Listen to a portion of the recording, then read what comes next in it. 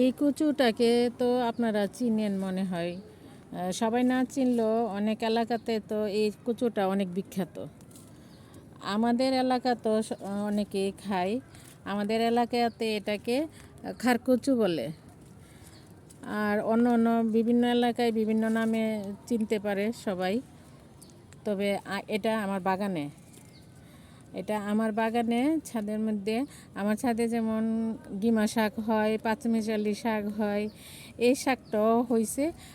এইগুলি হইলে আমি তুলে ফেলে দিই না, আমি যত্ন করে রেখে দিই। আর এই কচুর সম্বন্ধে এটার যে কত উপকার, এটার উপকার সম্বন্ধে আমি কি আর বলবো। নর্মাল যে কচুগুলি আমরা চিনি, ওই কচুর চেয়ে নাকি অনেক গুণ বেশি ভিটামিন সমৃদ্ধ বিভিন্ন উপাদানগুলি এটাতে আছে।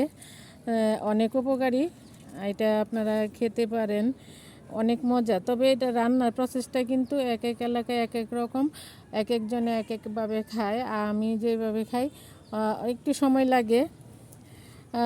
চিংড়ি মাছ, শুটকি এটা দিয়ে খাই। আর এটার ভর্তাও হয়, এটার ভর্তাও অনেক মজা। পাতা দিয়ে শাক হয়, ভর্তা হয়। তারপরে এই ডাঁটিগুলি দিয়েও আপনার শাক হয়, ভর্তা হয়, তরকারি হয়, সবই হয়। যে যেভাবে করে খেতে পারেন।